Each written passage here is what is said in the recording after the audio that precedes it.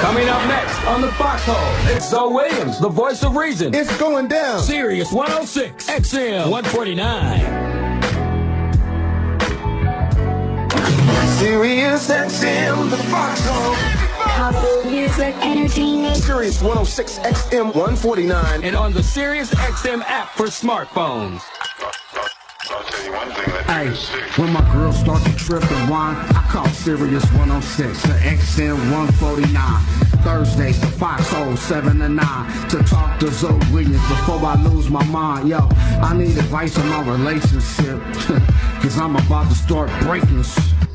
I can't take it no more. I got to holler at Zo, the relationship pro. Before I pack up and go, I got my foot out the door and down for leaving. But first, let me holler at Zo, the voice of reason. I got one foot out the door and down for leaving. But first, let me holler at Zo, the voice of reason.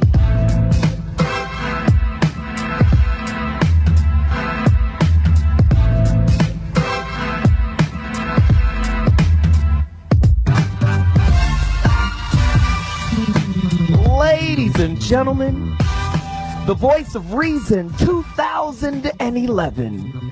It's been an incredible year so far. And we're back in the building. You know it's Thursday night. You know what happens from 7 to 9 on the Foxxhole. ZoWilliams, the voice of reason. Zometheus Rising is back in the building. And tonight's topic, once again, a heater. If you're in your trailer, your truck, your car, if you're at the crib, tell the kids leave you be. Go watch something on TV, color, do something. Now's the time to get to your phone lines. 877-2-106-106, that's your number to dial. Follow me on Twitter at ZoWilliams, but let me hit you in the dome piece with tonight's topic. What is your definition of respect and disrespect? It's a very nebulous topic because respect means different things to different people.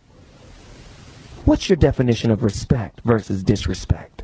A deeper look into how our definitions of respect may cause more harm than good. That's our topic tonight. 877-2-106-106. That's the number to dial. We have incredible guests in the building and online. I want you to follow me. I want you to get to your phone lines. Call me, call me, call me. This is a caller-friendly show. Trust and believe that. I will be coming to you for your opinions. And you know I got questions when I come back from the break, so I will talk to you guys in un momento. I'll see you in a moment. ZoWilliams, voice of reason. Respect is the topic.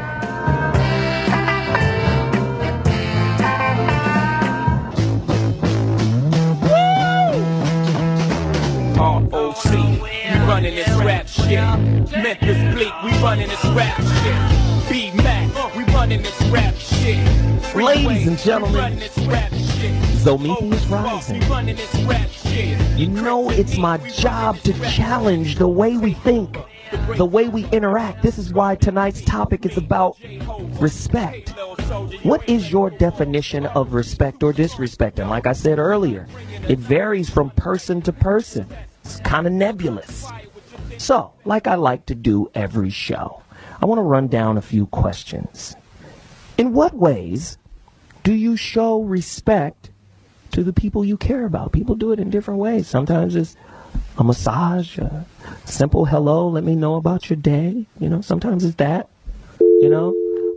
And also, I want to know what every caller's personal definition of respect is and how they've been disrespected in their relationship. And let me just say this. I get told all the time, I'll say some things like this. I'll be like, yo, you're very disrespectful. They'll be like, you're nuts. These are my personal relationship. You're nuts. How can you take what I just said as disrespect? So sometimes I feel crazy, like, well, maybe I did just come up with a phantom something that is disrespectful to me, because, you know, then when you have the, well, tell me how that was disrespectful, and then you find yourself grasping for thoughts and ideas like, wow, now that I think about it, it probably wasn't disrespectful. But again, I want to know, what's your personal definition of disrespect? Let me ask this question as well. Do you feel that President Obama gets the respect that is afforded to those who hold the title and office of Commander-in-Chief? I've never, this is the first presidency I've ever seen people yelling during the State of the Union address. You're a liar. I've never seen anybody, and I mean Bush took us to hell in a handbasket. Let's just be honest, right? He took us to hell in a handbasket. And a lot of the problems that we're encountering today are a direct, response from this guy's administration. But I've never seen somebody just stand up during his State of the Union address and go, you're a liar. But I did see somebody throw a shoe at him, which was a direct sign of disrespect. I want to know what your definition is. And here's another question. Why has hip-hop taken the stance that fear is equivalent to respect? A lot of hip-hop cats is like, I'd rather be feared, right? I mean, why is that? Somebody call me, 877-2-106-106. That's the number to dial. What's your definition of respect or disrespect? A deeper look into how our definitions of respect may cause more harm than good. One more question. Was it disrespectful for Kevin Garnett to allegedly call Charlie Villanueva a cancer patient in front or in the heat of the moment? Now, Kobe did the same thing just a couple days ago. Called a referee a freaking faggot, right? He says it was in the heat of the moment. He got fined $100,000 for it. What is disrespect? I want to know from you. Now, let me do this really quickly. I'm going to move to my first guest of the night. And he is an important guest because of his qualifications and credentials. He will help us establish the proper boundaries and ideas that we should be feeding. And I say feeding because ideas are sustenance that we should be feeding our children. Ladies and gentlemen, my first guest that's coming on tonight is the clinical director of the Child and Family Counseling Center in Woodbridge.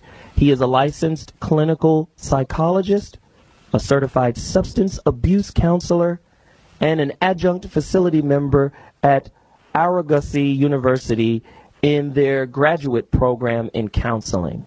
He is the author of several self-help books for kids and teens, right? For kids and, teens, including MAD, How to Deal with Your Anger and Get Respect, published by Free Spirit Publishing. I want to introduce to you my new friend, a brother who's going to drop the cold science on you. Ladies and gentlemen, without further ado, Dr. James Christ. Welcome to the Voice of Reason, brother. What's happening? Hey, how's it going? I'm good. Now, we live in, you know the topic tonight, and we live in a society, man, that's dog eat dog, that's go for yours, get yours. It's very competitive. How can we raise good children? How can we instill values of respect? Because to me, the highest form of respect is when somebody takes another person's life.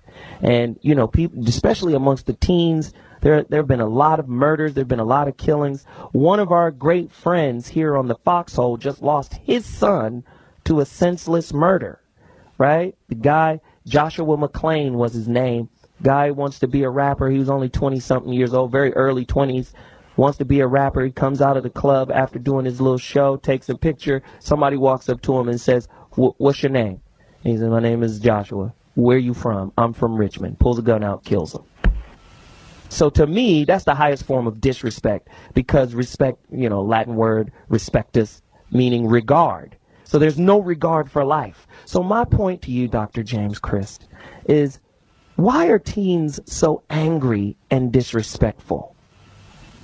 Well, I think it's learned. It certainly is tolerated by society, and it goes through all stages of life. I mean, you mentioned Obama. Look at what goes on in Congress and the disrespect that people have towards each other, and can't just agree to disagree. And to bring that down to the level of kids and teenagers, where they don't learn respect, it's not modeled for them, and they think that if somebody disses them or is disrespectful, that's a reason to just get rid of them, as opposed to simply working out differences in a civil fashion.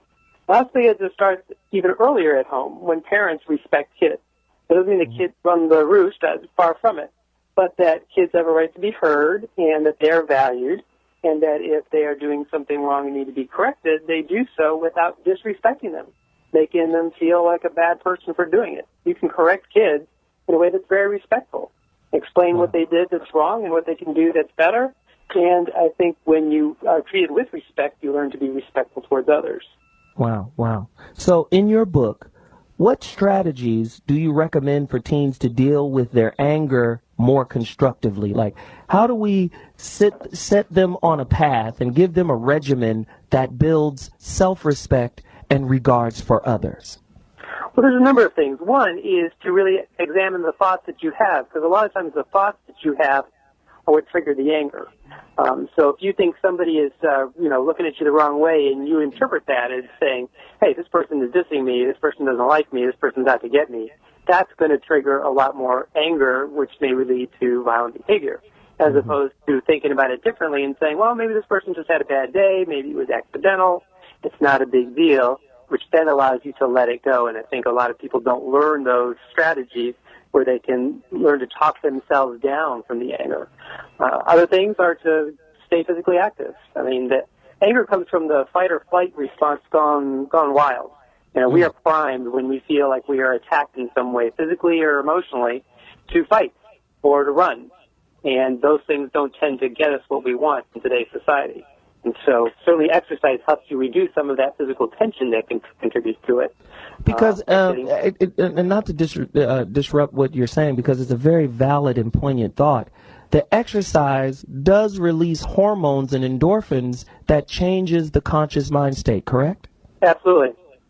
Okay. Absolutely. Let me ask you this question. How does a lack of self-discipline contribute to a loss of respect in your relationships?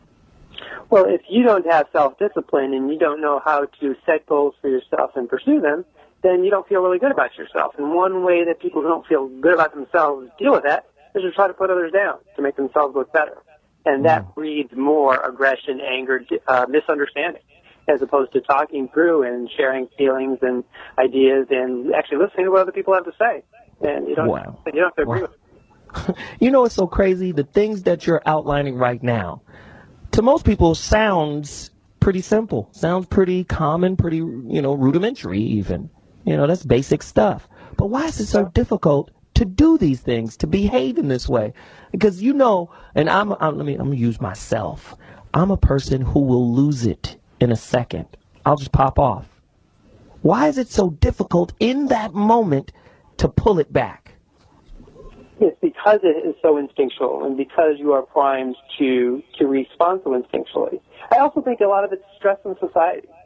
Let's face it, a lot of parents don't have the time to be home with their kids. They're struggling just to try to make ends meet, find a job if they don't have one. And when that kind of stress goes on where you don't know what's going to happen next, you're going to lose your home, everybody's stressed out. And so everybody's on their last nerve, and it takes a lot less to trigger that reaction as opposed to having an easier life, having a good day, coming home calmly, where you have enough sleep, or you have enough of the basics that you need to survive, and then it's easier to let things roll off your back. It's hard to do that. And let me give you another scenario, Dr. Chris. Sure. I have a next door neighbor, and my neighbors fight. When I tell you they fight like they're in Libya right now. That's how they fight. I remember one time I was coming home and I saw the father running, to the back garage of our apartment. Now, they live in the next apartment. He was running to the back garage. Then I saw his woman come out maybe 2 minutes later, and she was holding one of those Razor scooters. And she was looking for him, and then 30 seconds after she came out looking for the father, their young child came out looking for her. Now, this is what happens. Apparently, I got a big mouth. So I'm out in front of my apartment daily, having phone conferences about, my work, relationships, and I'm talking. So the lady hears me and comes up to me crying and says, man, can you help me? I hear what you do. Can you help me? And she's got a black eye and, she's messed up. And she's crying and she says, listen, man, I know you hear me and my dude going at it all the time.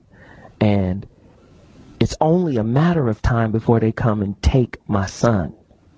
The question that I'm asking you, I know that a contaminated environment will produce contaminated fruit. What I want to ask you is, how can, and listen, they've been fighting for years. And this is a young son. He can't be no more than a third grader right now. But from the third grade back, he's been experiencing these type of exchanges. My question to you, Doc, is how can you undo that kind of entrenched damage that's been going on? That's a disrespectful environment. How can you undo the disrespect there? Well, you got to stop it if it keeps going. What happens is that your brain actually gets wired differently as a result of that stress, because you can never relax. You're always on edge. And so your trigger is going to be a lot shorter the longer you grow up with that.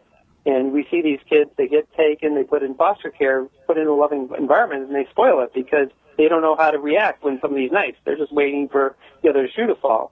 And so that level of anxiety sometimes triggers these kids to provoke it so that it gets over with, if that makes any sense. Well, no, that makes perfect sense. Ladies and gentlemen, the voice you're hearing is Dr. James Christ.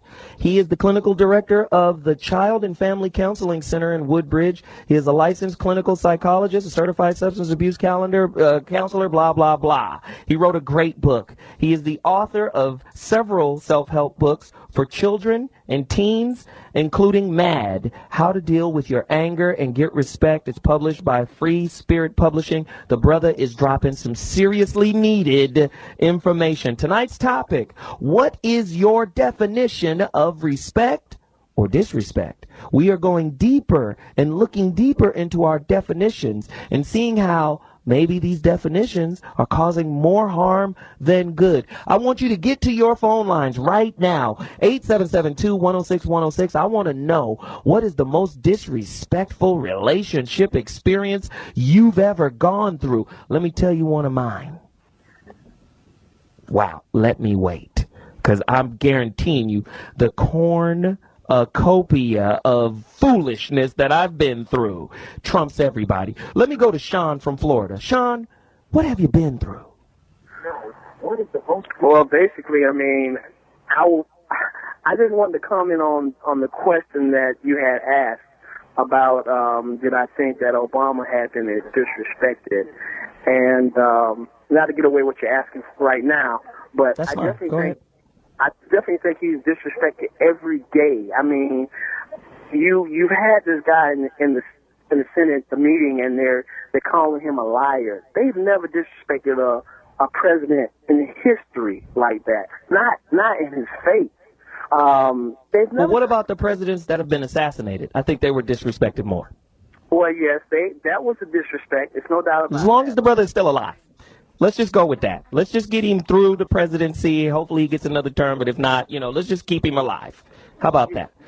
And that's a great point, Sean. You know what? I got to move on. I appreciate that point. You did chime in on it, and it does make sense. Who do we have here? We have Tiffany from California. It's your time to chime. Let's talk about it. Hi, to answer your question as far as your definition for disrespect and respect, I think it boils down to acknowledgement. Good point. If you acknowledge somebody that's doing something for you, or in a relationship, acknowledge the person doing well or not doing well, and basically acknowledgement leads to communication. Mm-hmm. And I believe you and your other partner will have an understanding of how you got to the place, or how to get to the place that you want to go. Wow. As far as the family, like what I've spoken earlier regarding your neighbor and so forth, as far as, because I see this a lot, as far as the mom and the dad not together. Mm-hmm. And I believe if you have a child, then I guess, again, acknowledge that to your child, saying, I understand that my mother, you guys aren't together, but you're there to be the best parent you can be. And just communication, of course, yes, it sounds very easy, but it's so damn hard to do for some reason. But Absolutely. Absolutely. Let me say this to you, Tiffany. I appreciate your call. Valuable information. We need it. Keep calling. 877-2-106-106. That's the number to dial. What is your definition of respect or disrespect? How have you been disrespected in your relationships, and how do you contribute respect, building behaviors to your relationships? Call me right now. 877-2-106-106. That's the number to dial. Before I go to break, let me ask Dr. James Christ another question. Brother James, how does the tone and delivery of our words and ideas help to build or destroy mutual respect in our relationships? Tone conveys everything. You can say the same exact words in a very calm, soothing tone, and you can say the same words in a very nasty, sarcastic, condescending tone.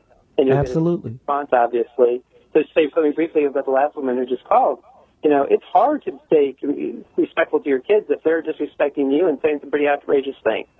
It's very much a struggle to stay calm and to be able to say, hey, I'm willing to listen to what you have to say, but not if you're talking to me that way. You can find different words and use a different tone. I'd be glad to listen. So they can get rewarded for using respectful tones to talk to you about what they're concerned about.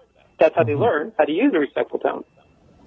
Well, right now, my son and daughter are talk-backaholics, right? Just got a call from, my 11-year-old daughter's teacher, and she was saying, hey, she's talking. And they don't understand that, they're being somewhat disrespectful when they're questioning everything that the teacher is saying. Now, from their perspective, they're questioning because they want to know. And a lot of times, teachers are like, listen, I'm telling you what to do. I don't want to be questioned on what I'm telling you. But for some kids, there may be genuine uncertainty, and they're asking more questions to get more clarity. And in that process, the teacher may see that as disrespect. How do we reconcile that type of exchange, Dr. James Christ? Sometimes just the way in which you ask the question. To even say, may I ask you a question for clarification? Or, I don't understand, may I ask the question? That prefaces it as something genuine, as opposed to saying, well, what are you talking about? What are you trying to tell me? Will we have to do it this way or that way? And when you're that short with it, it's a challenging tone that often triggers the teacher to say, hey, you're being disrespectful. Oh, yeah, and I'm going to tell you right now, James, my daughter is not saying at 11, I'm asking you this for more clarification. What she's saying is, you're out of your mind. That isn't true. What are you talking about? And then the teacher gets on the phone and calls me. But continue your point, sir. Yeah, as opposed to teaching kids, hey, if you say to me, I disagree with you, can we talk about this? That's one way of doing it. Or to say, I have a different opinion, kid. Or, especially with a teacher and you're doing it in front of a whole class, that doesn't go over so well. A lot better to just say to the teacher, talk to the teacher after class if you have a question like that. Because kids sometimes know what they're doing when they're pushing buttons with the teacher. Because you get them in the embarrassment in front of the whole group. Sometimes it's better just to talk about those things after class, if it's really a true question. Wow. That's good information. Ladies and gentlemen, you're listening to the Voice of Reason, Foxxhole Radio, Sirius 106 XM 149. Get to your phone lines. I'm coming back to you when I come back. 877-210-610 is the number to dial. Call me. I need to hear your opinion. I need to understand your experiences. What's your definition of respect or disrespect? A deeper look at how our definitions of it may cause more harm than good. I'll be back in 2.2. See you. And back in the building. Zomithi is rising. Let me explain something to you about the Foxxhole and the Voice of Reason movement. We've been going for about 3 years now, killing the game, new topics every week. I see this show as a relationship help desk, as well as a relationship book repository, right? That's why we have all of these different authors on from diverse backgrounds so we can read more, understand more, connect more, and grow our relationships. Right? That's the purpose of the show. The Voice of Reason, ZoWilliams, Foxxhole Radio, Sirius 106, XM 149. Get to your phone lines right now. It's a call to action. I need to hear from your heart tonight. 877-210-610. That's the number to dial. My topic tonight is, what's your definition of respect or disrespect? A deeper look at how our definitions of respect may cause more harm than good. Get to your phone lines, 877-210-610. That's the number to dial. Right now, I'm on the line with Dr. James Christ, and we're about to wrap the brother. But before we do, I have a couple of pertinent questions that I need you to answer, Brother Christ. Can you do that for me? I sure can. Go for it. What is the best way to deal with disrespectful people without losing respect for yourself? Because I lost respect for myself today. I did something really foul. But I need to know, how do we deal with the disrespectful without losing our own self-respect? If somebody's being disrespectful to you, to say, hey, I'm not going to talk with you if you're going to talk with me that way. You can talk to me more respectfully. I'm more than happy to have this conversation. Otherwise, we're done. And you set a limit with the other person, not by disrespecting them back, but by just making it clear, I won't talk to you if you're going to talk to me this way. So if you want to leave from me, you're going to have to come up with something different. And if they do, you say, hey, thanks a lot. That's much better, and you go for it. Absolutely. So that's the adult way of handling it when you're dealing with adults. Now here's the flip. What is the most effective way to deal with a disrespectful child? Actually, I think the same way. Because the problem is, if you just shut them down and say, how dare you talk to me that way, go to your room, you stop the communication. And then you don't find out what they're upset about. And then they do more, and then it comes out in other ways later. They drag their feet, they do things poorly. Kids have all sorts of ways of getting back at you. And so if you give them a way of communicating their frustration with you respectfully, you're going to get less acting out behavior. Let me show you how I deal with it. Maybe you can help me and point out a few things. Sure. My children's mother, my two oldest children, their mother, she's more of a, when I'm talking, be quiet, don't talk. And they're very expressive, and they ask a bunch of questions. Hey, wait a minute, that wasn't right. I didn't do that. And he said, wait, they do a lot of that. And the conflict builds because she feels like you're disrespecting my authority as your mother. When I say do something, you do it double time. And the story is, when I was your age, I would have got smacked in the mouth if I would have been talking back the way you talking back. I hear that all the time. So my style is more, hey, we have expressive children. Let's give them the floor for a second to get whatever's on their chest off. Now, if it's nonsensical or stupid or crazy, they get to get it off, but then it's our job to kind of guide them and bring them back to whatever we wanted to say. So everybody gets to get theirs off, but at the end of the day, we get the final say. So that's how I deal with the talkers that my two children are. So we have two different styles, but none of our styles utilizes what you said, I don't think. Go deeper. Can I fix something? Is there something I should add?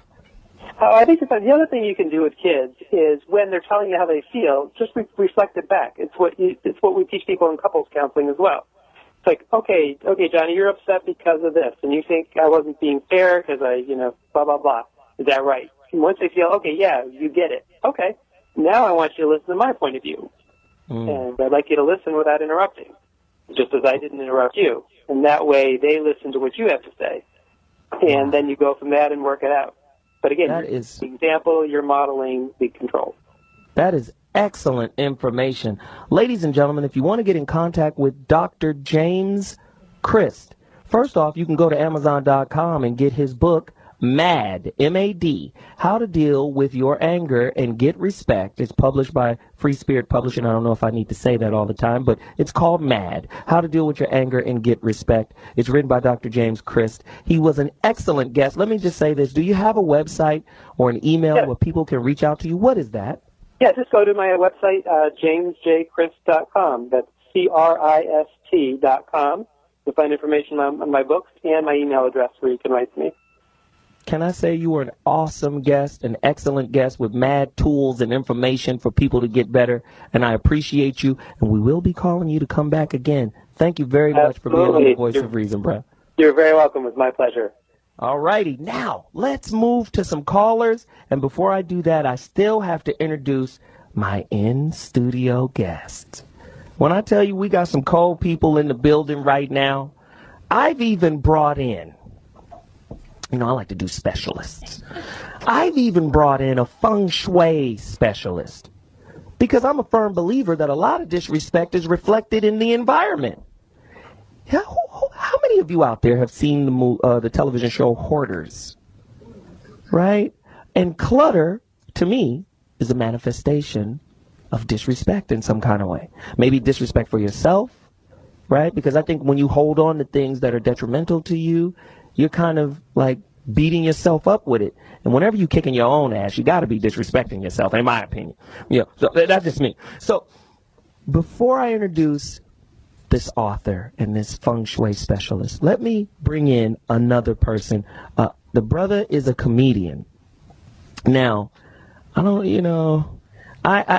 he comes highly recommended. He's born and raised in Chi-Town. A lot of people give him a lot of big ups right now. And I personally like the brother. I just was introduced to him earlier today, and we had a conversation. He was a very deep brother. His name is Big Dave. He's from Chicago, born and raised, started out doing comedy in living rooms and barbecues. This fool got to be funny. Right? Yeah.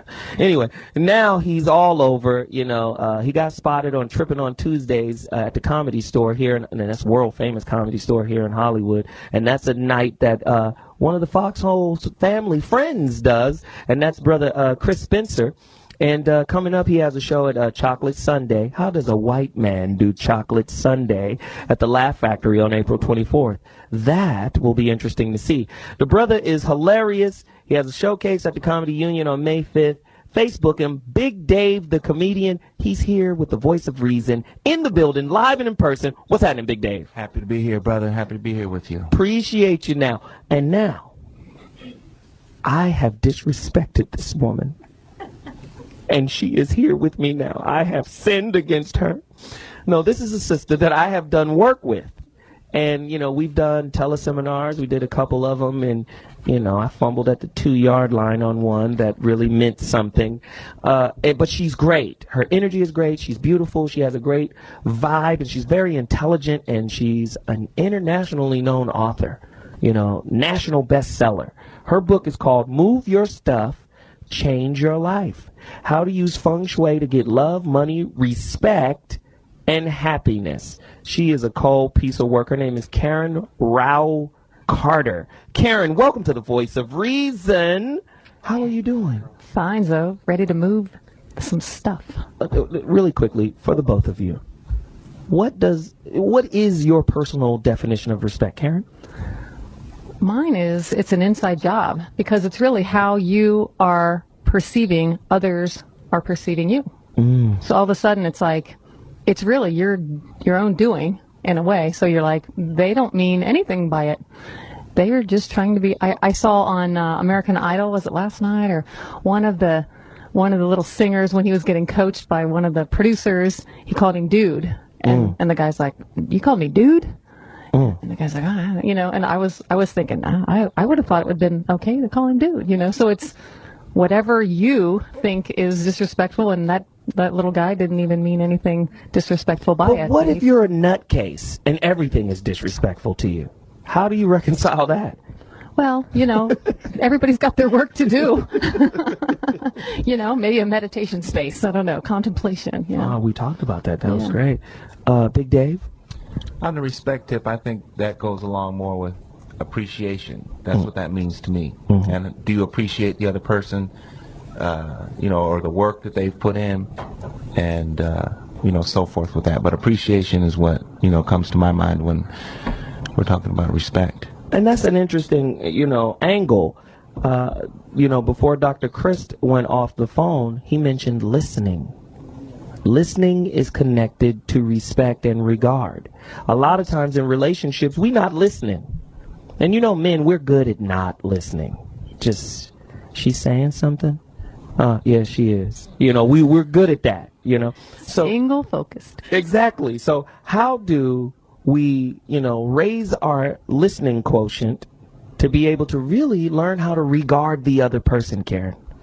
Well, I work the Feng Shui scene, so it's all about creating an environment that supports what's going on in your life. And in the Feng Shui world, let me describe what Feng Shui is for maybe some newbies out there, right? Yes. So Feng Shui is a method of mindfully arranging your environment so that it supports you. And if you need more respect, and if you need more communication or better communication, you change something in your space to support that. So many people have, for example, those media living rooms now where all the chairs are all hooked up and they're all facing the TV, and that's not very supportive to communicating and talking to each other. So we're just getting farther and farther away from actually having a real conversation in the house, because even the chairs are locked up in such a way that you can't even sit down and talk to each other. Wow. And we talked about this before, where we said, on the teleseminar, that a room should be created where the chairs are at a 90-degree angle. Right. And that room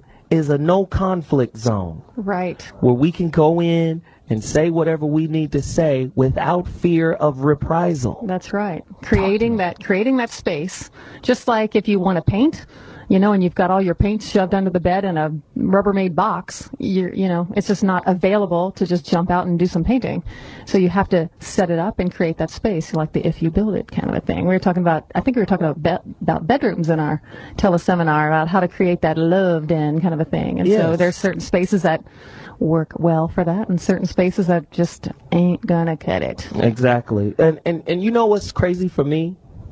And we talked about this before too. We go on a tangent when we get going. I know, that's why I say we don't turn off the appraisal.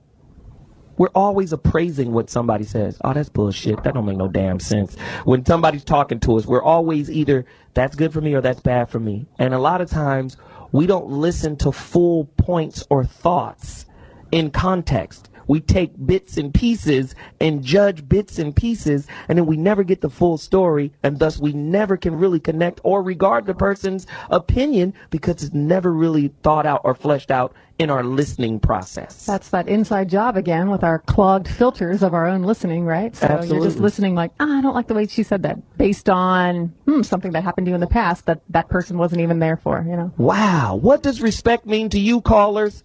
I'm coming to you right now. 877-210-6106. That is the number to dial. Andy from PA. How have you been disrespected? Hello. Hello? Yeah, you here, Andy. Okay, yeah. You see, I served time in the penitentiary. I served over 15 years, and while I was there was an incident that went on between me and another cat. I went out to the yard, and when I came back, the officer tells me that the guy was in and out of my cell. So I'm telling the officer that it was his job to secure my cell while I'm out. But the guy, he thought, because of his lack of intelligence, he didn't listen. And that was one of the things you said, that because he didn't listen, he thought I was disrespecting him. And it turned into a full-blown situation in the jail because he would not listen. And he assumed that I was disrespecting him. And had his intelligence been just a little bit higher, he would have understood that when I was telling the officer that it was his responsibility to secure my property while I'm not there, we wouldn't have never had a situation. But I just wanted to let that out, that if we step up our intelligence, we wouldn't be so disrespectful to each other. And so I really appreciate it. I like you. Thank you, brother. I appreciate your candid information. We appreciate all the stories. How have you been disrespected? 877-210-6106. Ladies and gentlemen, I don't know if that was Andy from PA or Tracy Morgan, but we appreciate the call, brother. Ladies and gentlemen, I'm still going to callers. Let's get active. Kevin from Alabama. Talk to me. How are you, Phil? How are you, Phil? I'm good, brother. How are you? And good evening to you. Yes. As I said earlier to I guess one of your associate producers, peer pressure has a lot to do. It's so technological now, and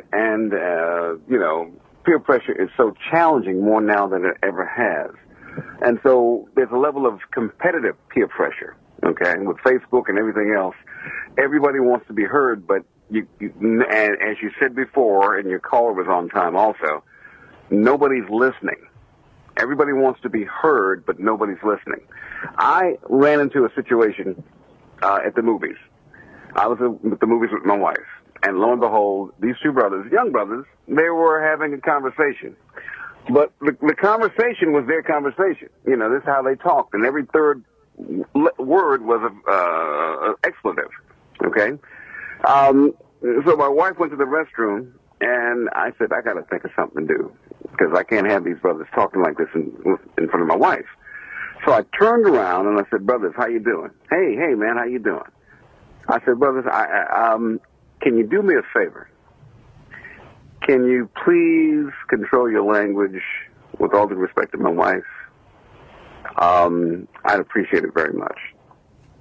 Well, the two brothers said, oh, okay, man, no problem. And it was the approach that I had to take. Back in the day, I would have said, hey, man, watch your mouth. But I had a feeling that that wouldn't work. So I had to show respect to get respect. Same thing with two sisters. Movie theater, two sisters back. My mom used to be, had an art with popping gum. I could never learn how to pop gum. She knew how to pop gum like I don't know what. It was a hobby for her. These two sisters were popping gum and talking. Now, the trailers are going on, and the movie's not on. I said, same situation. Let me turn around and ask the sisters the same thing I asked the two brothers. Hey, sisters, can y'all not pop the gum while the movie's going on? And they took the gum out of their mouths, and it was no problem. So, oh, we apologize, no problem. It was how you said it. I think how you said it, how you presented it to them, kind of diffused the situation. But you know what? There are some people out there. It doesn't matter how you say it. Doesn't matter how you present it. It's like, why are you even talking to me? Let me just say thank you for your call, brother. I appreciate you reaching out. Big Dave. My man. Tell me about your situation here. You have something to say on being a white dude doing black rooms. Right. As a comedian. Talk to me. And I think the caller who was speaking about being in the penitentiary brought up an important point, and that was intelligence. Because I think you have to respect people's intelligence. And as a white comedian who does a lot of black rooms and who's on the black circuit, I'm the same person whether I'm doing a white room or a black room or a Latino room. Do you have white jokes and black jokes? I don't. You're getting the same stuff. Because I have a respect enough for my audience that I'm not going to change who I am because this is and insult your intelligence to think this is what you want. Right. And I feel that's a form of disrespect. And there are certain comics who they'll change their whole demeanor. You know, I've seen white comedians who've done black rooms, and they think that, oh, if I need to talk this certain way because it's a black audience. And I think that's a form of disrespect because you're assuming that all black people talk this way, or, you know. So, well, speaking of racial slurs and homophobic slurs, if you do a black room, would you ever consider using the N-word? No, because I don't use that. I don't use that personally. And as somebody who's grown up around a lot of black people, and I get called the N-word from my friends, but I don't use that back because I know the history of the word. Right. And that would be disrespectful. Absolutely. Oh, man, this is a great show. Karen Rauch Carter, you have a website. What is it? That's right. It's moveyourstuffchangeyourlife.com. We're by no means done with you. What is the website one more time? moveyourstuffchangeyourlife.com. And your best-selling book is called? Move Your Stuff, Change Your Life. Come on, man. You can find all of this stuff. I don't have cornballs on the show. I have heavy hitters on the show for a reason. She's a heavy hitter. Big Dave's a heavy hitter. We're about to take a quick break. I'm coming back to calls. Listen. If you don't know what tonight's topic is, once again, what's your definition of respect or disrespect? A deeper look into how our definitions may cause more harm than good. 877-2-106-106 is the number to dial. ZoWilliams, the voice of reason. Foxxhole Radio. I'll be back in 2.2. You talking about a diss record? Yee. Hip-hop is, man, disrespect is kind of ingrained in hip-hop. This right here was one of the illest diss records ever. Ooh, ether. How many people have you ethered in your relationship? We want to know what your definition of disrespect or respect is. Somebody call me right now and let me know what your definition of disrespect is. That's what the show is about. We want to know if your ideas about respect create more disrespect in your relationship experience. A lot of people got some crazy expectations that they think are respectful. Let me just my producer is hounding me to do this definition. And they looked up the definition of respect, and esteem for or a sense of worth, right? Or experience or excellence of a person. In other words, your ability to have some esteem for a person or see their sense of worth. Big Dave? You know, and this goes back to earlier what I was saying about appreciation. And I've had some very good weed men in my career. And I had one particular, my best weed man of all time, it was back in Chicago. And when I came to him and I told him that I was making the move to California and I need to really save my money, we had built enough rapport in our relationship to where he was able to understand what I was trying to do and that I needed my money to fund my move. So he was throwing me 5 off of a sack, each sack. Now before, he was just throwing me 5 off a sack after I had given him business, a referral. But now that he was seeing what I was trying to do, it was just all the time. And that was because we had developed an appreciation for our relationship, because I told him, you know, he was the one. You know what I'm saying? I told him he was the one. Were you dating your weed man? Well, actually, you know, I'm so in, you know, because I just value and appreciate and respect the relationship of weed. You know, anybody who's willing to risk their life to get me a sack of weed, you know, I appreciate that. And actually, you know, with this guy, Zoe, it's bad when you talk to your weed man more than your girlfriend. But even worse when you call your weed man like he is your girlfriend. Yeah, I'm starting to wonder about your orientation. 877-210-6106 is the number to dial. We have Karen Rauch Carter in the building. People want to know how you spell your name, Rauch. R-A-U-C-H. It's a German thing. It's that German thing. Say it one more time. R-A-U-C-H. That's how you spell Rauch. Karen Rauch Carter.com. Right on. Yep. That's how you get her. Ladies and gentlemen, we're going to callers. Al from California, talk to me, man. What's the word? How you doing? How's the panel? Everybody's good. The panel's good. What's your thought? How have you been disrespected? First of all, let me let you know I'm a 40-year-old black man living in California. And there's a lot of those guys here. Go ahead. Yeah, and so we are amongst the dying breed because most of them don't live in Northern California. They live in Northern California, don't make it to C40.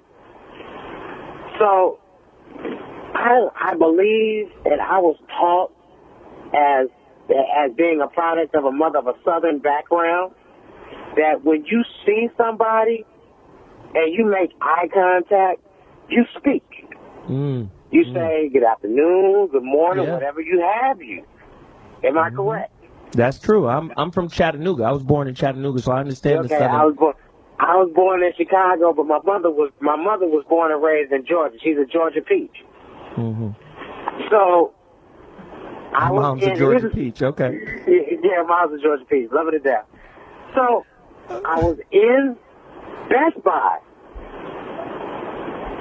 And I'm walking through the aisles, and I have my 11-year-old daughter with me, and she just ran off somewhere. So I see these two gentlemen, and they're having a conversation.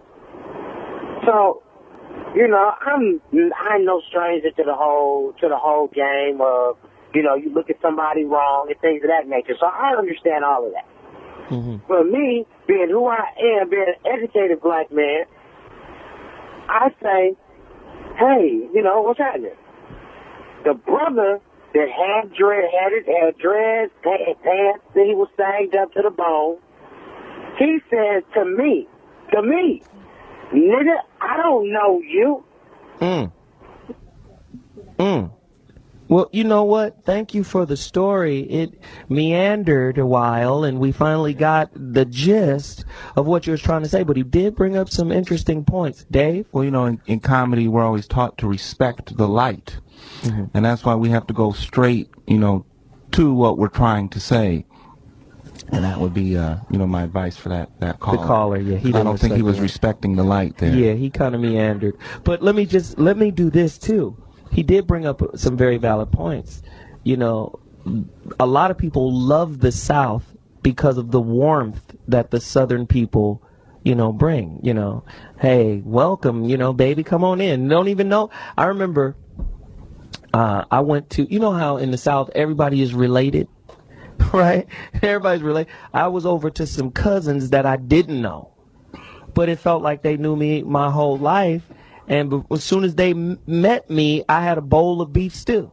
It was like, that was prerequisite of walking in the house. Hey, baby, here, how you doing? And hugs and kisses. So when I came to Los Angeles, there's kind of a different, you know, way people engage. It's a little bit more laid back. But then the gang culture The gang culture is, like he said, there's an eye contact. You know, what set you from, and you know, what's your neighborhood affiliation and all of that. And then in New York, there's a different energy of how people look at each other, engage each other there too. It's kind of, you know, you see something happening to somebody, but you mind your business and you keep it pushing. You know, that ain't my business. I know somebody's getting mugged or hit in the head or robbed or whatever, but that ain't my business. So the way we engage is kind of crazy on a regional level. You know what I mean, Karen? What do you think? And I think that goes all the way to global, you know, not understanding what other cultures are even thinking about. So wow. And then, you know, you get down to the community level too. You know, is graffiti disrespecting your own environment, your own space? And some people see it as art, right. And then some people see it as chicken scratch. Disrespect, right? Right, Mm-hmm. right. This is a cold situation. I want callers to call in and tell me what you think about Kobe and his slur, his homophobic slur. Again, as we stated in the beginning of the show, he said it was in context to, you know, the heat of the moment. You know, basketball is a passionate sport, and a lot of people are disappointed with the NBA's new rules that constrict the emotionalism of the players. Now, this is a very emotional game, so people call me and let me know what you think. And let me ask Karen this question about Obama's seating.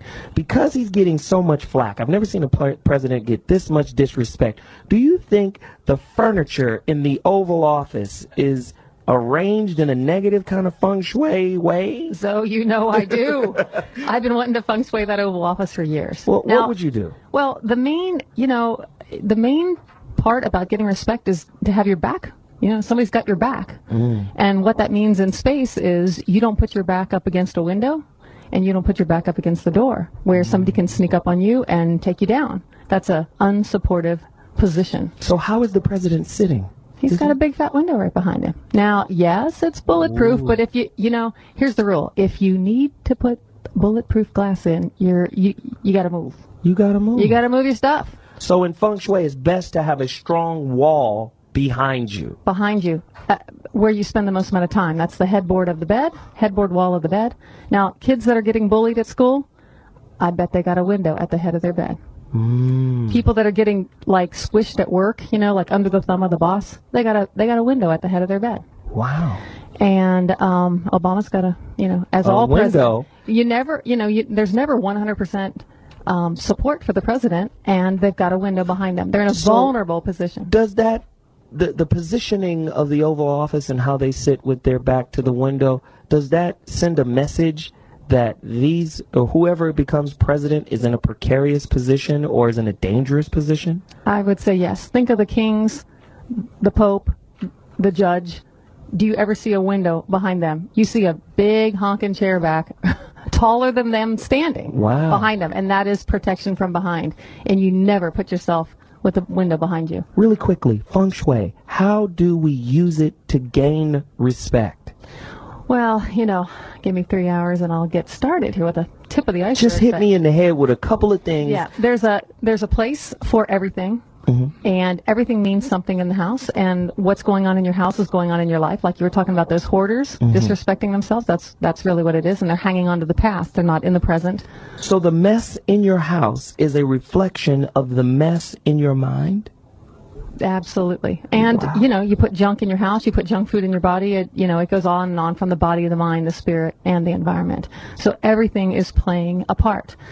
And the respect area of the house is the center back area. So when you walk in the front door, if you were to chop like your house up in a tic-tac-toe, it would be the center back square farthest away from the front door. And once again, that's that place where you would like to have that firm, solid position. You know, a lot of people have a big view, like a lot of, you know, I'm up on Mulholland Drive trying to deal with these views where you walk in the front door and you see out beautiful LA landscape, right? And those houses are always divorce houses and trouble going on. Because the energy is leaking out of the house, and there's no like firm back to the house because it rolls down the hill to the view. Right, and for the people who think this is hogwasia, you know, some made up crap, this sister right here was an architect in the beginning, correct? I'm a landscape architect. A landscape architect. And how you were introduced to feng shui was through becoming an architect, correct? Right. I was trying to get work back in the late 80s, early 90s in Hawaii, and all the money was Asian money. And they said if you don't know Feng Shui, you can't get the work. So you can't build what we want you to build because right. everything has to be Feng Shui'd up in here. You got to know it.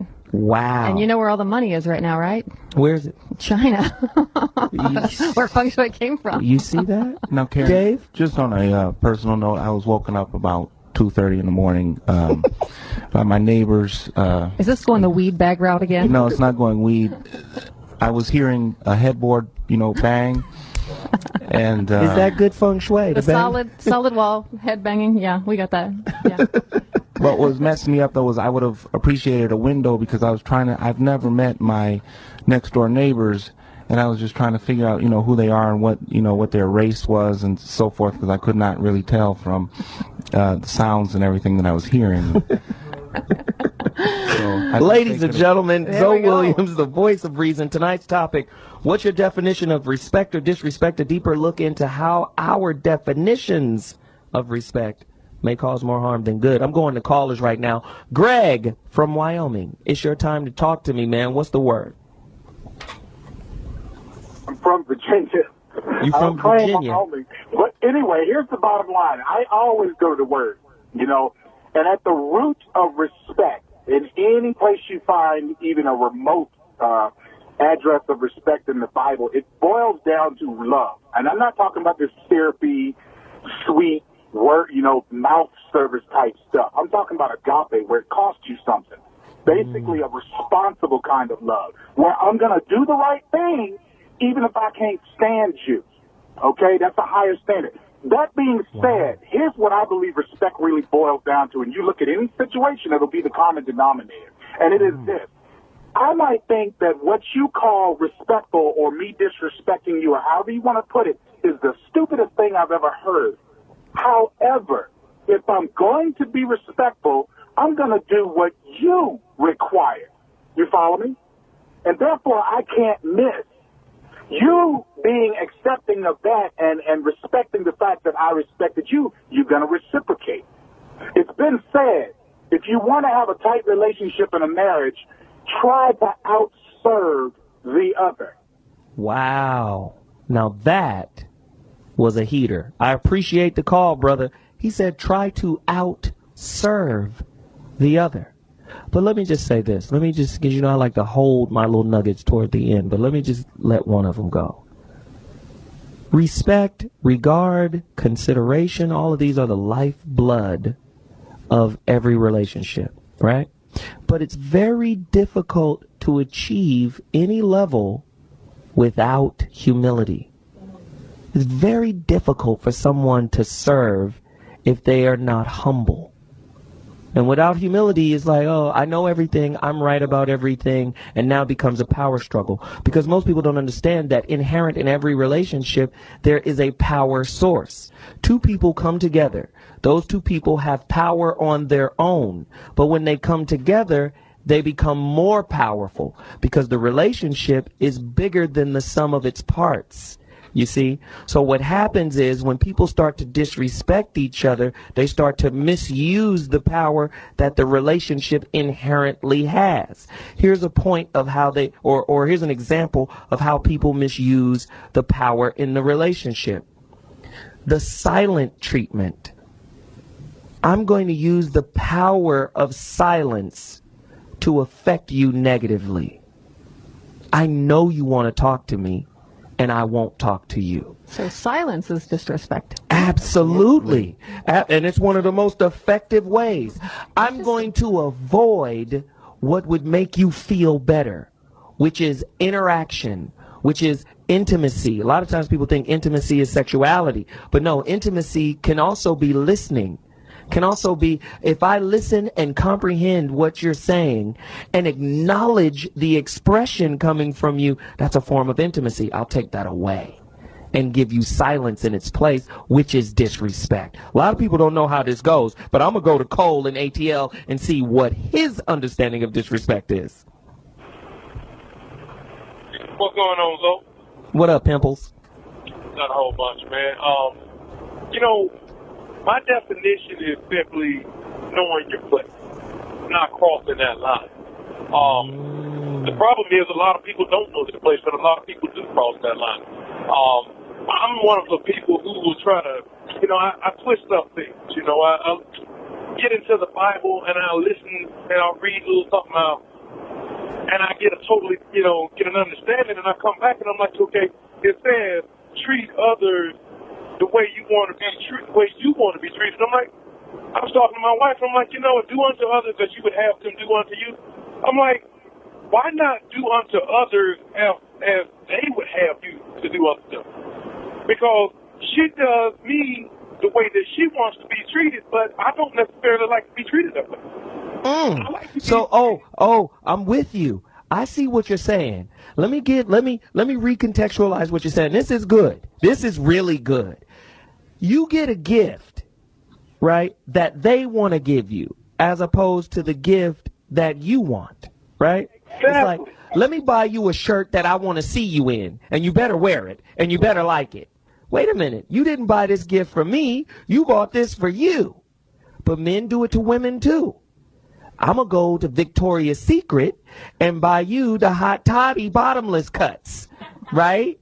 And she look at you like, what in the Feast of Samhain is going on? This ain't for me. This is for you, right? Or I'm going to buy her the George Foreman grill. You're not buying that for her. You buying that for you. Great point, Carl. Appreciate the call. Sad times. Chicago. I need to hear what you think your disrespect is to you. I need to know your opinion. What's going on, Joe? What up, Mike? Check it out, man. I feel like I've been really bad disrespected this week by my employer, man.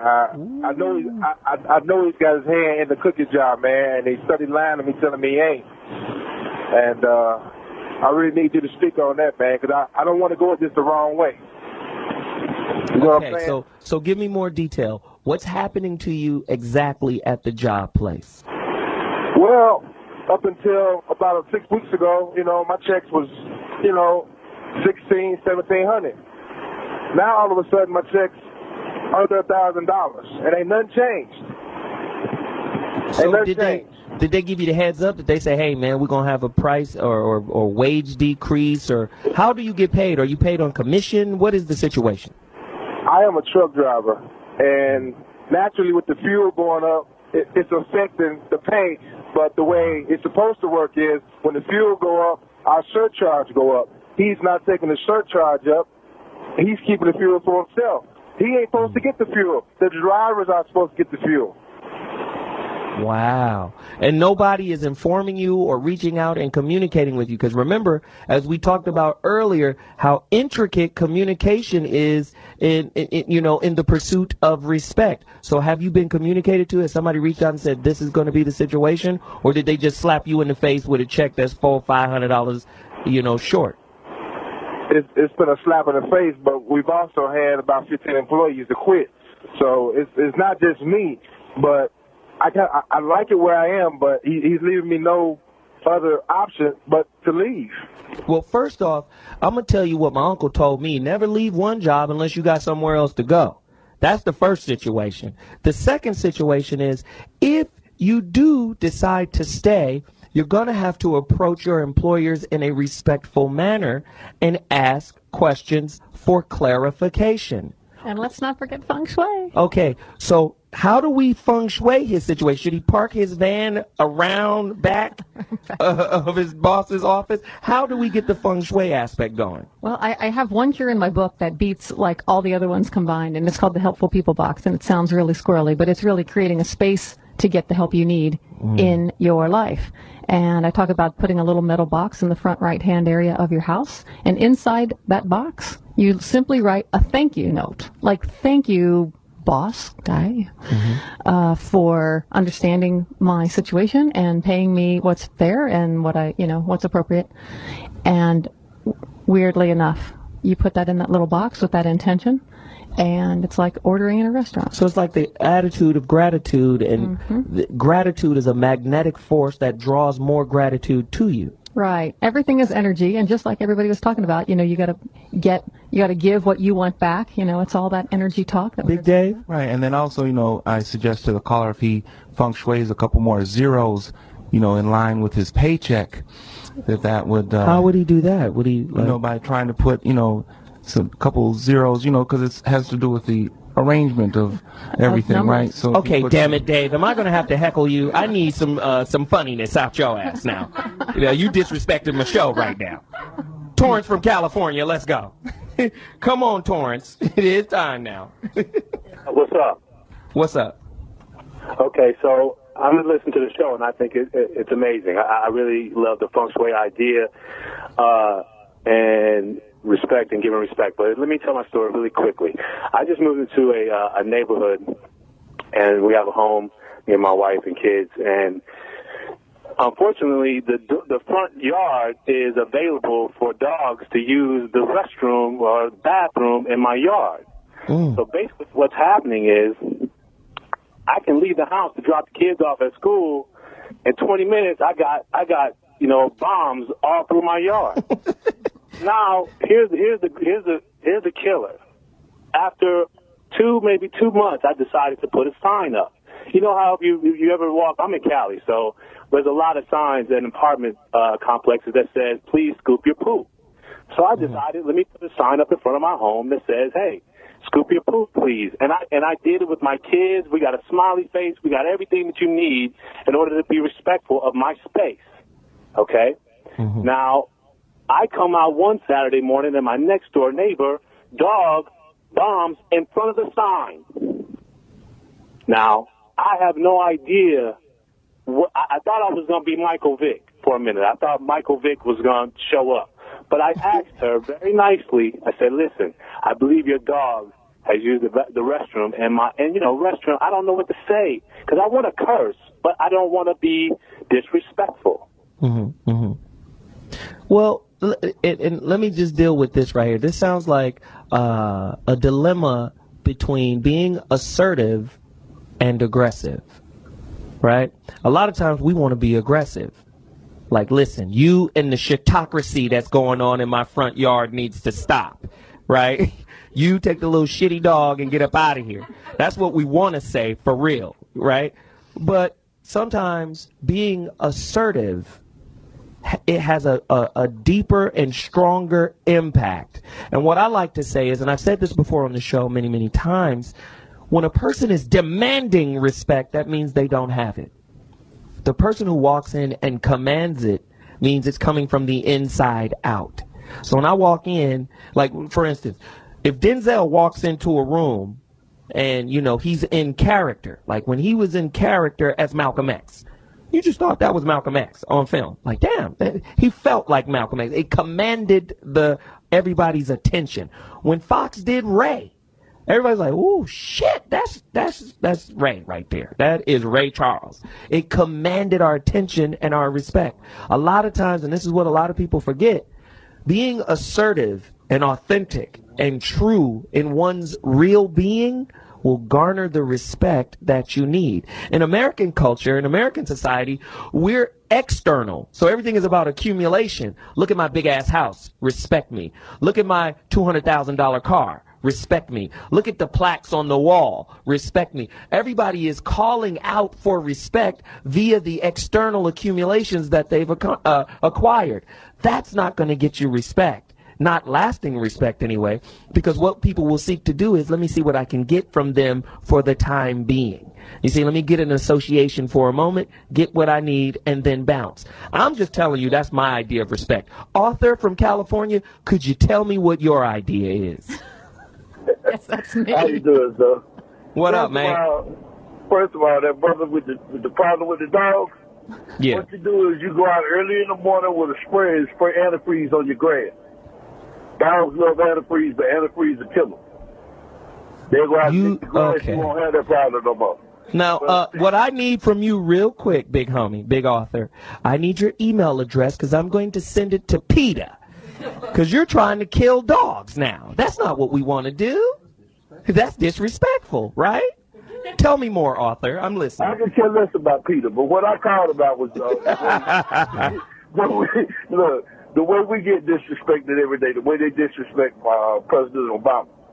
But the thing I like about him is he demands respect by not listening to backbiting, not rising to the bait by being humble and by being intelligent and outsmarting the people that try to disrespect him.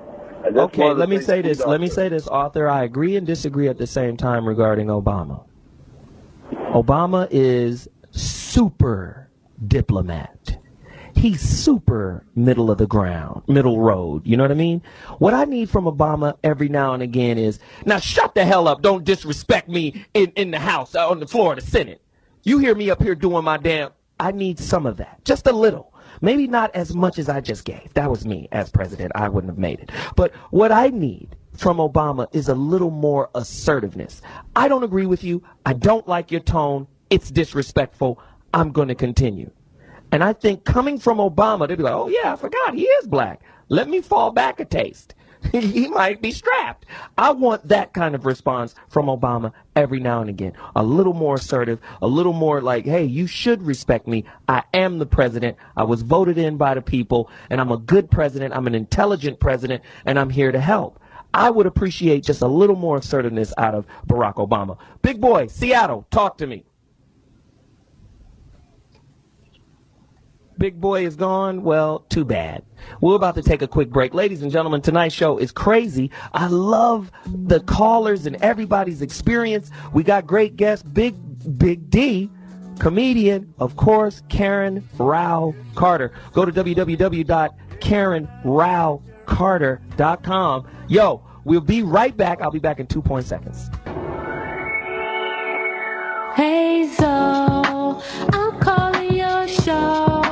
'Cause I need to know. Show me which way to go before I throw my man out the door. Okay, hold on a second, Keisha. Just let me ask Ronald exactly what's going on, because it takes two to tango, and I need to hear his side of the story. So she's driving me insane. Got stress heavy on my brain. She keeps playing silly games. Man, I'm about to bring the pain. We seem to fuss and fight every day and every night. Please give some advice so we can see the light. See the light.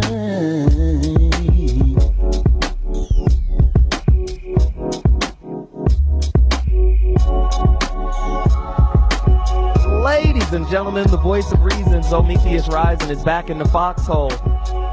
We're having a great time tonight. And we were just talking about how respect is essential to healthy relationships. Let me just give you a couple of pointers really quickly. We need personal space. We need acknowledgement. We need active listening skills. And we need accountability. When we're wrong, we must submit and be humble and take responsibility for being wrong. And I think that's what garners respect. When a person, let me give you an example. I was on a basketball court about a month ago, and I got into a fight, right? And I was playing against this white guy, and it's crazy. My son was there, a bunch of people were there, or whatever, right? And then, in the heat of the moment, like Kobe, beanie, fucking faggot, like Kobe. He did that the other night, right? I didn't say those words, and I didn't, throw a slur at somebody like that. But what I did was probably worse. What the guy was doing, he kept coming underneath me. Now, we're on concrete, and anybody knows when you're playing basketball, you're not supposed to undercut somebody because you don't know where your foot is going to land. I mean, you take Andrew Bynum the other day running down the court. He's not looking. He steps on another guy's foot. He hyperextends his knee. So it could be potentially really dangerous to undercut somebody, especially when you're playing on concrete, right? So what he does is, this is a form of disrespect. I tell him, as we're coming back, I say, you better watch what you're doing. You're going to piss me off, and it's not going to be basketball no more. So he's giggling. As long as I don't touch you, it's not a foul. Hell. Right? Hell is how I'm feeling, right? So we run back up the court again. I go back down. I go to the basket again. He does it again. So on the way back up the court, I elbow the shit out of him. And then he starts yelling, damn it, Zo, you know what? That's enough. So I said, what the fuck are you going to do? I just turned around and I just popped him in the head and started choking him. Right? It's the truth. I unhinged myself. I told the doctor earlier I got that short temper. So I just turned around. What you going to do? I just turned around, punched him in the head, and then started choking him. And my son was there. My son's 14. He gets in the middle and breaks us up. The whole court breaks us up, right? So he goes, we're not friends anymore, Zoe, until you apologize. Okay? We're not cool. So I go take a walk right around the track. When I come back to the court, damn it, I went too far. He did do what he did. That's why I asked the question, how do you let somebody know that they're being disrespectful without losing self-respect, right? Without losing your own shit. I lost it all. So basically, I said, I got to get the respect back. My son is here. He's 14. I'm his hero. So he's going to take this and be like, yeah, choke a motherfucker out every time you get a chance. So what I did, I called everybody over. I apologized to each and every person. I apologized to the guy. We hugged it out. I told him I was very disrespectful. I was childish. I was immature. And my respect quotient flew through the roof.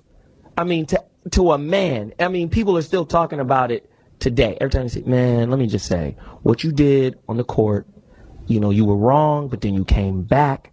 You acknowledged how wrong you were, and you made sure that each and every person knew that individually and collectively. And I got so much love and props and respect from that, and I think that's how you do it. Go ahead, Dave. No, and I completely agree with you, Zoe. I think when you're wrong and when you've been disrespectful, you need to acknowledge that.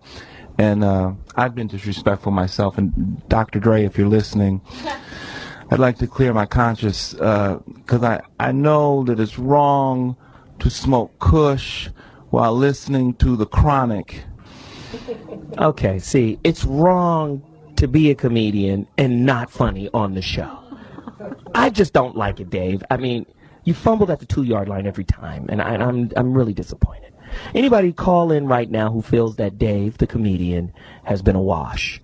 Please call me, 877-2-106-106. That's the number to dial. Royce from California, I'm being disrespectful. How do you be disrespectful? Talk to me, Royce. Thank you, Zoe. Good topic tonight. I wanted to bring up a quick point, and then I'll take your comments offline. The first one is I'm not sure if you're aware of this 105 and Hot 97 issue going on in New York between Funkmaster Flex and the crew over at 105 regarding this Mr. C's sexuality. Or Mr. C dating a transsexual. Got busted with a transsexual, right? Right. So I've been listening to it going back and forth, and these cats over at 105, to me, that's a sign of disrespect. I understand. What did they do? What did they do exactly? They basically, put it out there, put his business out there on blast, and went about it in a way to basically say, hey, if you're not going to come out and say what your preferences are, we're going to force you by basically. We have pictures and different things, threatening, in my estimation. Well, let me just say this. Let me just say this really quickly. Hip hop is super hyper masculine. They're afraid of homosexuality in hip hop. Let's just be real. So I can understand why Mr. C, legendary hip hop figure, DJ, would be hesitant or reluctant to come out and say, I like girl dudes. I think it would be difficult for him to say that. So we got to kind of give him some kind of leeway on that end. But on the other end, he still runs the risk of being exposed because he's a celebrity. And America loves train wrecks and little secrets and all kinds. We love it.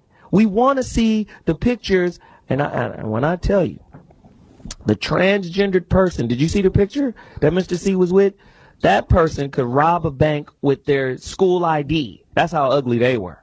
They could just go in with a little bitty bus pass size picture and rob a bank. That's how hideous this person was. But if that's his preference, if that's how he gets down, who am I to judge him?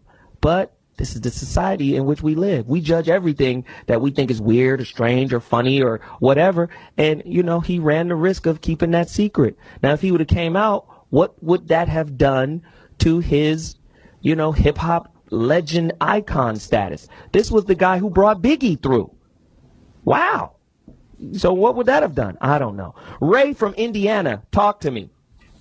Hey, Zoe, thanks for taking my call, man. I appreciate it. And I want to say, man, big props to you for the respect that you gained in that basketball court, man. That was the right thing to do. Real quickly, I want to say the problem with this respect, especially among, I think, black people, is not only does, as you said, respect has to come from the inside, but there has to be a collective respect that comes from the inside of being comfortable with who we are, not being victims. Any person that thinks of themselves as a victim, it's very easy for them to feel disrespected because they wear their victim status on their sleeve. Right. Use me. Take advantage of me. Jack me up. Yes. Real quick example, dealing with the president. One of the things that we look at President Obama as black people, we say, oh, he's being so disrespected. But the problem is that the last 3 presidents have had to be president on the internet and in 24-hour news cycles. The level of criticism for the presidency has gone through the roof because of those things. Every blogger becomes an expert. So, I mean, we have to look at things like that. Is it that we are very sensitive because this is a black man and we are, you know, kind of some of us maybe feel like we're victims in this country anyway? Is that why we are super sensitive to his criticism? Plus, the man ran for president, though. Nobody forced him. It's not you don't inherit it. You run for that job. It's a tough job, man. I pray for him all the time, but we got to understand this issue of respect has to be collective, being comfortable with who you are, and it plays out in your relationships if you do that. Wow, good point. Appreciate the call. Thank you very much. Karen, you have a gift for our listeners. Talk to me about the gift and how they can get it. Well, I was talking about the gift of positioning yourself for success, and that's what we were talking about getting your back up against the wall, and how it was just a little handy thing that I thought would be helpful to give some people some visuals so they could see what a good, not so good, terrible positions are in your office, bedroom, places where you spend the most amount of time. So if you go to www.moveitwithkaren.com, that'll be the page that will direct you straight to that free gift, and feel free to go take advantage of that. And see, I want all of my listeners, everybody, please, please, please go visit her website, www.KarenRauchCarter.com. Spell Rau for them. They could just type in "Move Your Stuff, Change Your Life." Move your stuff, change your life. Please find her. And I want to get the feedback from the people because, listen, I respect Feng Shui as a science, as an art. I respect it. A lot of Zen Buddhism has Feng Shui elements in it as well. And I believe that if you take the clutter out of your life, you begin to open up the energy and the flow of positive things coming into your life. I believe a lot of people have obstructions in mind, and it manifests physically. In their space, that's Come right. on now, this is a real situation. It's about, it's about the subtle things. So everybody knows you don't put your baby down at the edge of the pool to take a nap. Not so likely of a good environment. Right. Bad outcome might happen, right? But where does obvious end and subtle begin? And so Feng Shui is all those things that are just taking you down, and you don't even know they're happening to you. Wow. So it's good to know these little secret and tips. tell them the website again, because I want people to go here and utilize some of the tools that she's presenting, because I want to see if there is an actual change in your life. Tell them the website again. It's, the URL, moveyourstuff.changeyourlife.com will get you to my website, and the free gift is www.moveitwithkaren.com. What's your definition of respect or disrespect? A deeper look at how our definitions of respect may cause more harm than good. That's the topic tonight. 877-210-6106 is the number to dial. Callers, call me. I want to get your opinions. But before I go to my callers, let me do this. Ashley Judd, she wrote a memoir. And in her memoir, while speaking at an AIDS awareness program, Ashley Judd, she wrote, along with other performances, youth AIDS was supported by rap and hip-hop artists like Snoop and P. Diddy to spread the message.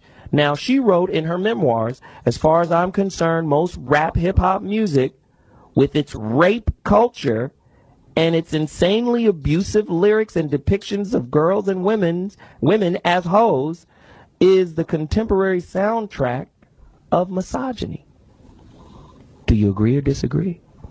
Now, she has since apologized for what she wrote, but is she being disrespectful? Big D, is she being disrespectful? Be honest. To be honest, my mind went blank. Oh, shit. Dave is disrespectful. This whole Dave experience has been an abject failure. But it's okay, because we're driving home the point. But seriously, do you think, she was accurate? Maybe no, maybe not. She wasn't good. No. Wow. What do you think? I think she just had an opinion that went a little stray there. And, I think when you're in the public eye and you say things, boy, the news picks up on every little thing, and everybody's got their opinion. Like I said, respect is an inside job, and however you hear it, it could be 180 degrees from the next guy. Dave, you would have think, though, that they would have learned from the Jesse Jackson incident. And what was the Jesse Jackson incident? Well, as a white man, and I don't use the N-word except for listening to hip-hop when I was, Right. But the incident that I'm referring to, when he had made the comment about how he was going to slice Obama's nuts off. Yeah, well, that's disrespect. Disrespect. But once again, he didn't know that people were listening to him. Right. He thought no cameras were right. Yeah. But as someone, like Karen just said, but when you're in that environment, you have to prepare yourself for all that. No, that's true. That's true. I actually agree with what she said. And I'm going to tell you why I agree. I don't agree with the rape culture part, but at the end of the day, misogyny? Come on. Money, clothes, and hoes? Come on. To me, the point she made is not so far off from Laura Schlesinger, Dr. Laura. The comedians use the N-word, everybody uses the N-word, but when a white person uses the N-word, it's Armageddon. That's a double standard. And let's just be real. Ever since Nelly swiped that credit card down that stripper's booty, things have gone awry. And maybe even before that. But you know what? She brought that upon herself because she allowed him to do it. And she said that she thought it was cute. Well, we know she gave up her respect when she allowed a man to use her butt cheek as a credit card swiper. She couldn't have any personal respect because what's more important to her is the worth of the credit cards in between her butt cheeks. Right. Somebody call me 877-210-6106. You gotta have your back covered. She should have been up against a wall. Ladies and gentlemen, we're about to take another quick break. What's your definition of respect or disrespect? A deeper look into how our definitions of respect may cause more harm than good. Crazy show right now. Call me right now. 877-210-6106. That's the number to dial. I'll be right back. We might just go all the way out with that. Just ride with that. Woo! Ladies and gentlemen, ZoWilliams, the voice of reason, back in the building. What's your definition of respect or disrespect? A deeper look into how our definitions of respect may cause more harm than good. I'm going to jump right to my caller right now. Yancey from Kentucky. I need you to do this real quick. Tell me what's on your mind, who disrespected you, and for what reason, and you've got 30 seconds. I think the commander-in-chief of the United States is disrespected on a daily basis. I think Black America supported many white presidents. I can't understand why white America won't support one black president. Yes, well, a lot of white Americans will say we voted for him, or if we didn't vote for him, we wouldn't have won. What about those white Americans? Yeah, but they're not supporting him now. Nobody. You think they're fair weather presidential friends? Huh? You think they're fair weather friends? Right. I think they voted him in and they didn't give him the chance that we've given all of the many white presidents, whether they were good, bad, or ugly. I don't know if we give white presidents chances. I just think they're just presidents and they do what they do. I mean, you know what I really love? Thank you for the call, caller. You know what, Yancey, you know what I loved about Bush? He didn't give two shakes of a fat rat's ass about what the process is. Right. Congress, we're going to war because dude don't like my daddy. That's the end of it. Do I have to justify anything else? And at the end of the day, Obama inherited a lot of stuff from, President Bush, but at the same time, Obama is so middle of the road. I think that's why a lot of people are disenchanted with him. And I think part of that comes from he came in with a lot of big ideas, and they make him, Bush, Glenn Beck, and all these guys. They make little statements like, "Oh yeah, I guess all you have to do is be a community organizer to be president." Ha ha ha ha ha. Yeah, they're disrespecting him, but I think he could get more respect if he would be more assertive and be more clear and defined in his stance. And I think he should address them in no uncertain terms. I really believe the American public kind of wants to see the back hair on Obama stand up a little bit and be like, oh, don't. He is a beige Rottweiler. I think somebody wants to see that. Paul from Texas, talk to me. Paul, you in the building? Yes, sir. Paul? Yes, sir. Hello. How you doing? Talk to me. All right, what's happening? Hey, how's it going? Well, first of all, Nelly is number one, and that stripper backing up, basically that was like an invitation. I would have done the same thing. All joking aside, thank you for having me. I just want to say I was disrespected at work, and basically one of my agents, he was saying that I was doing my job wrong, and basically he told me on the computer, because we have a work chat, and everybody saw. So what I did was I ended up going up to him in front of his workstation, in front of everybody, and to do the polite thing, I should have pulled him aside, but I told him basically in front of everyone, you know what, I don't like you, first of all, and what you did, how dare you disrespect me? And then someone else ended up saying, just because you have a little bit of power and you're my boss doesn't give you the right to insult me like that. Hey, good point. Thank you for the call. Again, that goes back to the inherent power dynamic in relationships. A lot of times, people who were bullied or punked at school, you see this a lot with police officers, because police officers have a relationship with the people that they police. And a lot of times they abuse the power in that relationship because they were abused back in the day, or they were abused in the military. So, hey, excuse me, you were going 37 in a 35-mile-hour. What? 37? Get out the car, please. Now, you see, and next thing you know, he's got his billy club up against you. A lot of times that happens. And especially, I don't want to go into a racial thing, the black community. But Karen, let me do this because we're going to wrap up the show here. I think we covered a lot of diverse areas of respect and the definition of it, and hopefully we've provided, and I'm going to provide some more tips or whatever. But let me get back to you in this gift. How do they get it? Where do they go? And how do they find your books and everything? Right. I've got so many ways to help people. I mean, I literally go to people's houses and help them arrange their stuff physically. Mm-hmm. If you're in the Southern California area, or if you look at my website, I travel. I just got back from Spain. I've got some Feng Shui consultations coming up in New York. So I get around if you need me, and I've got a lot of help online that you can get really quick. And the free gift is www.moveitwithkaren.com. www.moveitwithkaren.com. I urge you, this is a call to action. Go out, support her, and report back to me. I want to hear too. I want to know how well this works, because I believe it. I think it does work. Now, Brother Big Dave, the unfunniest comedian in the history of all radio. Talk to me. Where can they find you, brother? Brother Zo, I'm on Facebook, Big Dave the Comedian, and I was just going to also let all the listeners know that when someone is going to disrespect you, when they say, when you hear the premise, I don't mean any disrespect, because then you're going to be disrespected. Wow, that's a good point, Dave. Wow, you made some good points, but no funny ones. Ladies and gentlemen, ZoWilliams, the voice of reason, Foxxhole Radio. Follow me on Twitter. Dave, do you have a Twitter? No Twitter. Facebook. Karen? Move your stuff. Move your stuff. Follow her. Follow ZoWilliams at ZoWilliams. Now, like what I like to do is, I like to do the final thoughts. So let me give you guys a couple of tips on our way out for garnering respect. I think respect comes from positivity.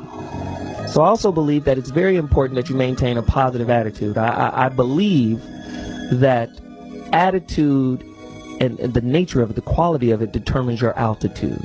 How far you will go, how high you will go. If you're negative, it's going to serve as an anchor that keeps you locked into negative and disrespectful experiences. So always have an attitude of gratitude, of positivity, of upliftment, regardless of what's happening, because, any negative situation shall pass at some point. The question is, do you want to torment yourself in the negative situation by thinking negatively? It's almost like a double doozy, right? Also, value the differences in the relationships that you're in. Not everybody thinks the way you do, and you don't have to be right about every situation. I tell my son all the time, he gets upset when people misinterpret him or, says something about him that is true. I say, guess what? People are wrong all day long. People are wrong about you, and it's okay. So respect the differences. Another key, listen actively. So many times we're listening in fragments. We're listening for what is going to piss us off. It's like we're slight hunters. We're hunting for slights. I dare you to say something about me that's incorrect. I just dare you. And you're listening like that. You're praising everything. That's good, that's bad, that's negative, that's positive, that's all right. He could have said it different. Stop that. Listen attentively. Listen for context. Listen for the whole story and not just bits and pieces that you want to be right or wrong on. Also, share compliments, right? Acknowledge what the other person is saying. You know what? That was true. That means something. I acknowledge that. You know what? And if they say something about you that's accurate, that might not be so flattering, acknowledge it. You're right about that. That's something I need to work on, right? Share compliments. I like that. And the final one, laugh. Okay, everybody makes mistakes. Everybody fumbles and gets things incorrect. It's okay. Laugh at yourself, laugh at your situation, and embrace the negative moment sometimes. Sometimes that's the best way to dissipate the negative moment, is to embrace it. I'm ZoWilliams, the voice of reason. We've been talking about respect. If you want to email me and continue this conversation, follow me at Twitter at ZoWilliams. Go to my Facebook page. I need friends. I need Twitter followers. Follow me. Email me at zo@SiriusXM.com, and I will see you next week.